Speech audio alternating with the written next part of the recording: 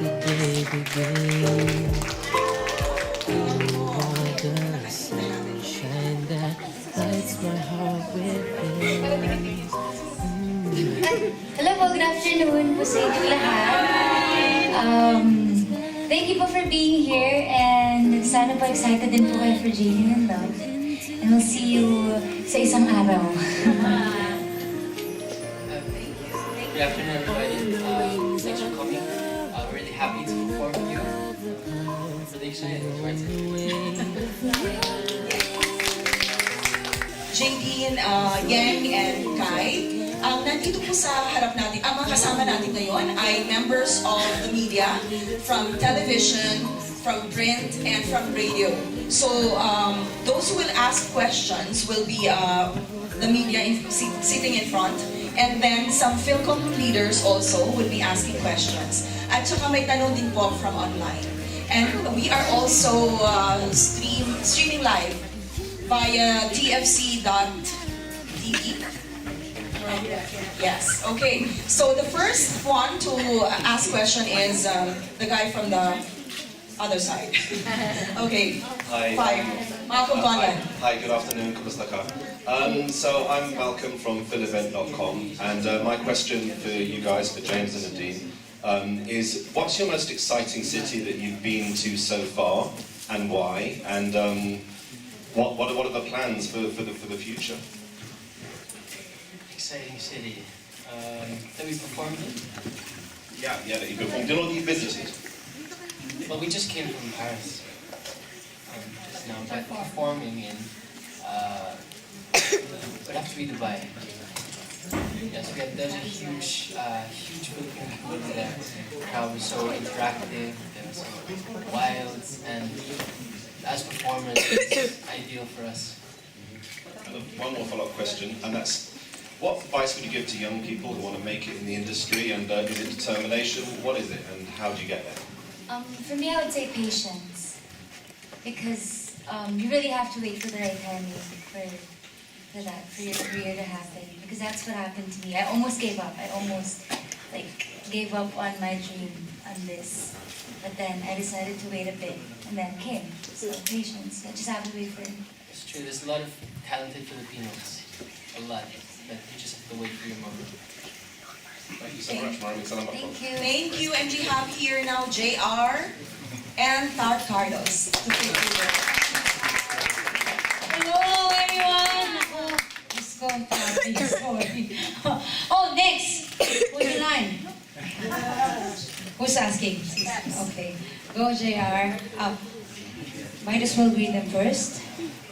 Say sorry, because... Hello, hi, good afternoon everybody. Sorry, we took the Manila traffic to London, that's why it took forever. But it's thank raining. you. Followed us. Okay. Next, sir. Peps Villanueva, Pinoy Radio UK. My question is, what can we expect this Saturday? We saw you during the ASAP, how many years? 25? Last year, sir. But this time it's going to be a full show featuring just you, unlike that one which was an extravaganza. So what can we expect from Jadine, from Yang, from JR, from Tart this Saturday? Oh, you can expect Jadine like you haven't seen us yet. We'll be bringing our modified concert that we had in Araneta Coliseum, which sold out, and we'll be bringing that here for you guys as well. But this time we have a special guest, like JR and his Tart. So Yes. And Kai? Okay. I'm performing. Ate guys, I'm performing. It's an awesome show. I promise. Awesome. And I will be doing the pre-show, and they are the paid show. Just a joke, Charles. No, I'll be doing pre-show. Actually, before the concert show. Charot lang, nakapag-joke naman. Okay, yeah, that's it, sir. The whole concert is actually them, with guestings, and of course, expecting some duets with our guests. Okay. Who's next? Hi, good afternoon. My name is Sunny Lanagan of Pinoy Radio UK. Danny, si Danny kasi sabi huwag daw ako mag-modulate. Parang ang Hindi na ako lalim. nag-modulate. Anyway, are you guys talking all the time? I mean, are you together most of the time? Are you playing all the time? Are we what? You're like kids, you're like teenagers. So, how do you know, you're traveling everywhere. So, we're just curious how you guys, because you know that you're going to be doing concerts right now. Sa isang araw. Well, Diba, show? So, kamusta kayo? Because you're a love team, diba? Phenomenal kayo eh. So I'm just kind of curious, what do you guys do when you're not performing together? we're not together. We're together all the time, every That's it. So when day. you're together, what do you do? But we really are together. It changes. For me, I enjoyed my job Yes. a lot more after we get together. It's like you love waking up kahit early in the morning, kahit ayaw mo. Just because magkikita kayo sa trabaho, gano'n. And then you don't feel tired at all, kahit puyatan po.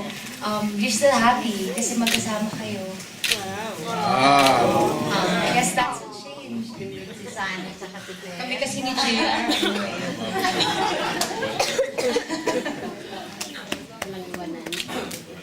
Okay, ang lalim na yung ng iba eh. Oo. Actually, kami ni JR, hindi kami nagba.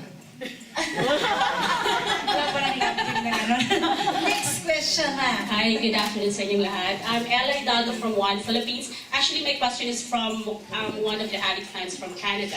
She's a good friend of mine. So, ang question is, at this point in your career, what else would you like to accomplish together? As well as, sino yung mga gusto nyong makasama pa from the Philippine industry? Accomplish together. You have successful soap opera, which is the On the Wings of Love, and you have this world tour. So what else would you like to accomplish together? And sino yung mga Philippine like actors and actresses na you want to work with?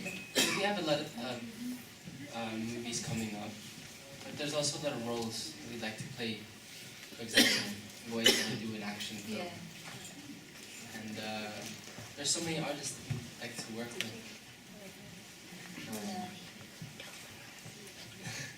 My name is George from George TV UK. I've seen all your episodes in On the Wings of Love. Thank you. And you grow up as an actress and actress in the sense of your and you're very famous, and millions of Filipinos fell in love with both of you in time. How does it affect this fame in both of you personally, in terms of your relationship with your family and their friends? I think, well, it's the hardest part is time. Time for my family. I mean, for both of us, we work every single day, so the hardest part is not seeing your family and finding time to make it up to them and to give back to them. But other than that, it's been really good to us. I mean, privacy is the only thing. Yeah. But it's really the time. Next. Hi, I'm also reading questions from online. It's from Sophia G. For James and Nadine. How was your trip in Paris? And what was the best moment during the trip in Paris? Excited to see you both tomorrow. And the second question is from Grisel of Middle East. Nadine, how does it feel for you to be called the most envied girlfriend in the universe because of James Reid? Wow. Well, Paris first and then the second. Thank you. Well, Paris was amazing. I mean, it is the most romantic place in the world. So, like, kahit saan po kami tumingin eh, maganda siya. We've been to, like, all of the, what do you call it? Yung mga landmarks like the Eiffel Tower, Arc de Triomphe, Notre Dame. What's my favorite? Lahat eh. I can't really... Hindi po ako makapili. Kasi I enjoyed the whole trip. So, huh? Well, I love this kasi may surprise din po siya doon sa... Yan, sa may Medici fountain. I forgot that, what's the name of the park? Sorry. Jardin de Luxembourg. Yun, there. Jardin de Luxembourg. We went there. And then meron po siyang surprise. It's a picnic. It's a picnic, pero sinabi ko na eh. Ay, sorry. Okay, but anyway, panoorin nila lang po kung ano yung nangyari dun sa surprise niya. The second question about the most envied girlfriend in the universe. Whole life. Ang yun yung sagot eh. But anyway, minsan natatakot pa rin ako lumabas kasi feeling ko may sasabunot sa akin anytime. Kasi you won't believe kung gaano, like, kagrabe yung iba pong mga supporters sa kanya. Sobra. Diba, like, they would go crazy just to ask for photos, just to see him. So parang, nakakatakot. Pag-awayin ako or something. And how does it feel being tagged as James as the God's gift to women? I mean, just seeing you is a gift like that. How is it being tagged like that? That's the first time I heard that. We can feel that. I can see your IG. I guess I'm flattered, but don't forget. Oh. Love. Next. Hi, I'm Mindy. I'm from PU Radio, Pinoy. I would just like to ask for Wing and JR. Yeng po. Dito pala kami. Yeng po, Yeng. Because I have been their fan too, so as James and Nadine. I would just like to ask, how do you feel supporting new artists, and how do you prepare in like supporting them? Do you give them such? Do you advise them, or what do you advise them in terms of like really performing? In terms of support, I think it's a give and take for me. Especially, medyo bago-bago lang ako sumama sa kanila, and their crowd is amazing. Their fans when we do their shows, talagang very warm sa kanila sa amin. So, I think it's a give and take because we get to perform in front of their fans, and also because anytime if they need advice with performing or singing or mga ganito, nandito din kami, we were able to give our input. But they're pretty good already. They don't need advice anymore, So it's parang nag-enjoy lang kami sa buong tour. It's a good experience just to be on tour with this whole group of people. It's a really good energy here. Parang feeling ko nga, hindi kami nakapagbigay ng payo. Kasi parang, ako first time nung rehearsal namin sa Qatar yata yun eh. Sabi ko dun sa prod, ngayon lang ako nakakita ng artista na sobrang all out sa performance, dancing, singing, everything talaga, parang effort to the highest level. And nakaka-elibs lang pag... Nakaka-elibs, sorry ba? Taga-Montal Rizal po kasi ako. Nakakabilib po talaga na makakita ng ganyan. And yung sinasabi lang nila sa time, medyo actually naawa nga ako sa dalawa kasi tuwing rehearsal, sila yung mauuna and then susunod kami. Pagligo namin sa side namin, tulog sila sa upuan. So sobra talagang grabe silang hard workers talaga. Parang nakikita ko, maraming matututunan din yung mga bagong paparating sa kanila. Sobrang hinog na sila ngayon. And mismo kami, parang, kasi minsan may feel mo, ang tagal mo na sa industry eh. Pero yung makita mo yung mga ganyang kabatang pumapasok, parang nare-refresh ka ulit ng time na napunta ka sa industry. Parang, ang sarap ng trabaho namin. And kahit minsan nakakapagod, kailangan pa rin ibigay yung 200% mo kasi mahal mo yung audience mo. Hindi nyo nakita ko sana, so, yeah. Yes. Thank you. Hi, my name is John Lucero. My question is, since I'm wanting to be a pop and R&B artist in the future, what would your advice be for me to succeed in my career? JR daw. You are talking to who? JR. If you want to be a pop and R&B singer, I think the best advice to give you is to really work hard and honest, and to really just follow your dreams, and don't let fame and money guide you. Don't let that be your inspiration. Let it be just really the music and the passion, and I think you'll go far in your music. Thank you. That's it? I've got a question for the both of you. You still have question? No, nothing for us? Actually for all of them, because they're doing the concert anyway. I am too. You can answer the question then, I don't mind. How do you prepare yourself physically and mentally before each grand concert? And where do you draw your inspiration from? Go, Tart. Okay. I spent 2 days of my life in walking. I carbuted yesterday. I went to Poundland a while ago. And Primark before it closes. So that's my day. I'm ready for tomorrow.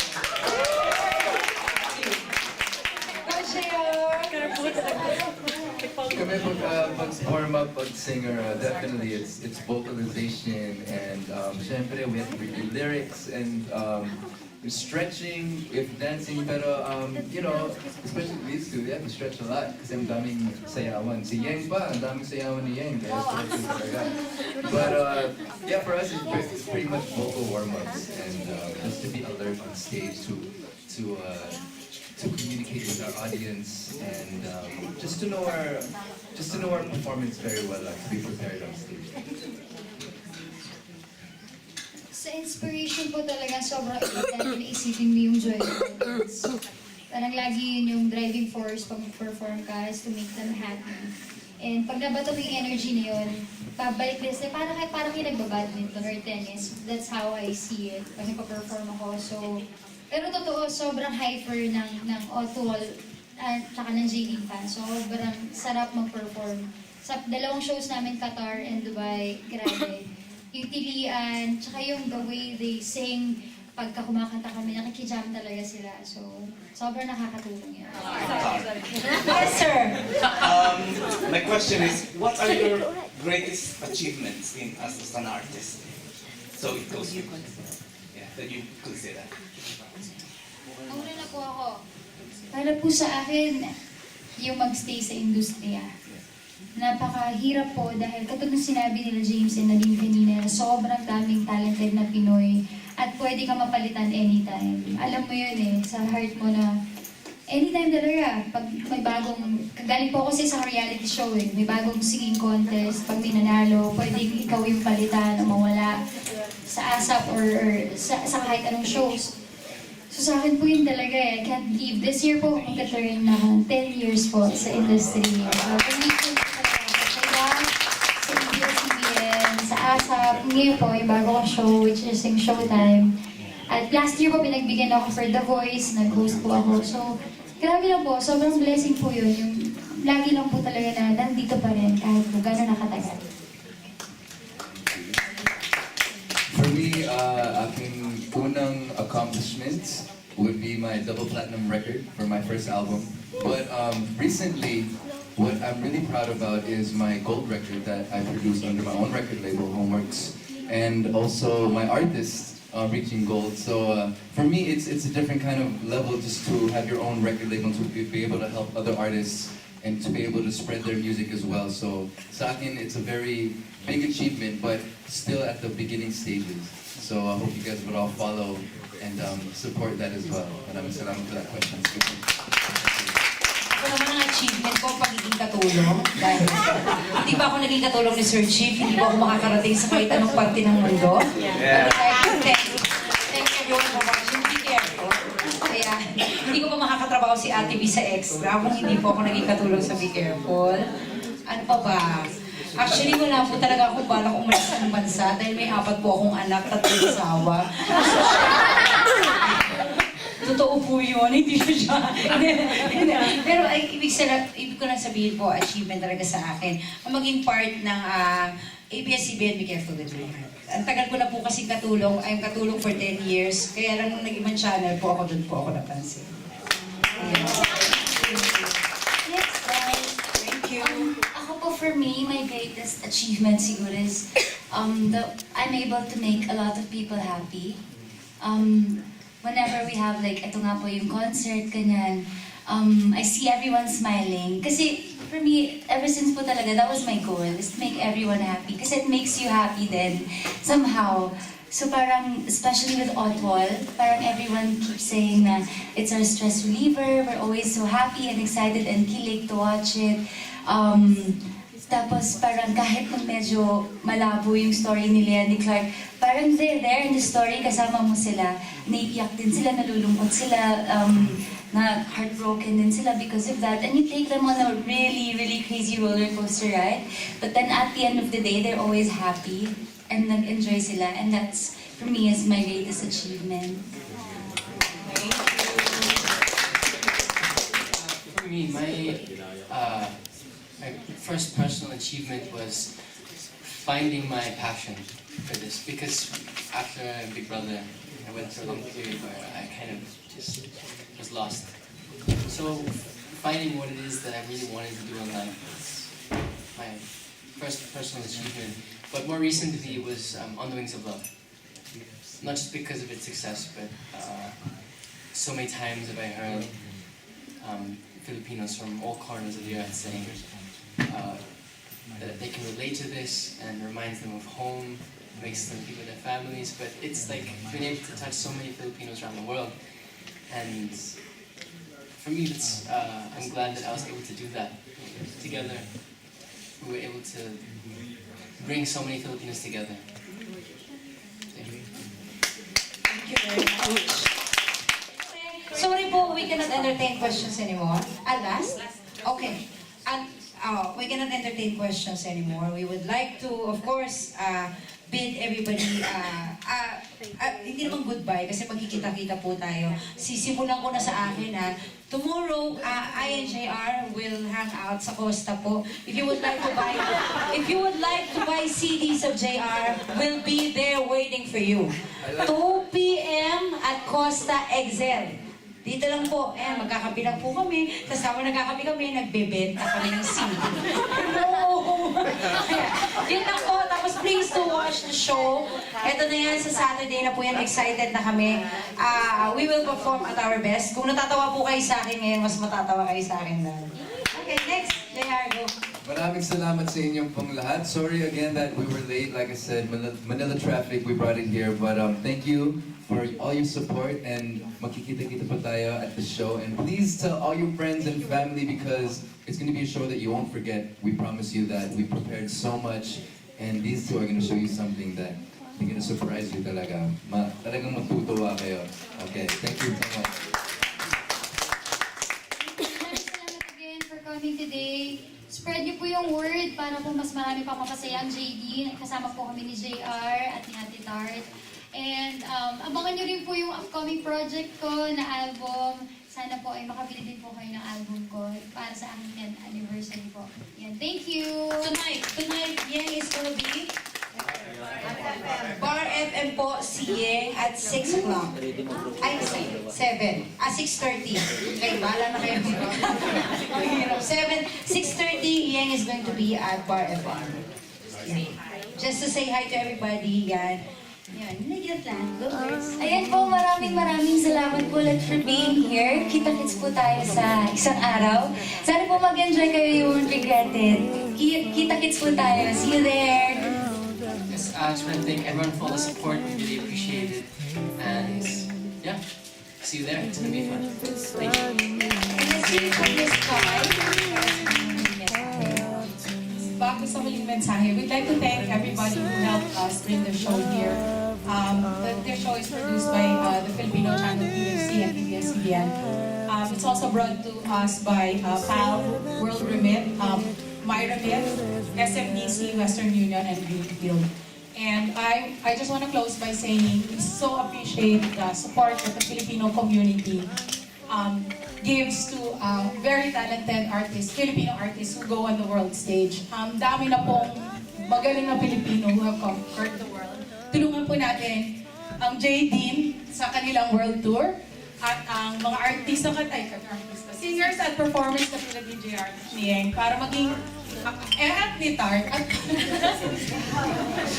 para ho mas marami pa pong Pilipino ang maging successful sa buong mundo. Kasi we have so much to be proud of. And I'm so happy also that the Filipino community is really coming together behind all of us artists. Maraming salamat po. See you sa Thank you very much po. Magkakaroon lang po tayo ng dalawang batch ng photo op. Pasensya na po, hindi po natin kaya na tikitikisa po. But we're going to have one batch over here and one batch over here. And we have one official photographer who will take the photo para po lahat merong picture. Mamaya po para sa kopya ng picture natin, habulin niyo po siya.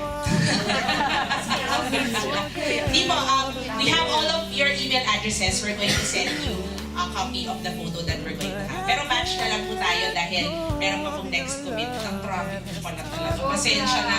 Gusto ko sana namin talaga ng mas mahaba-habang time with everybody. But thank you so much for coming again.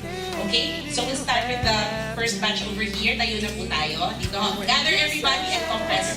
Mauna po muna isang batch itong nasa kaliwa. Nasa right side po. Right side po. Find your place.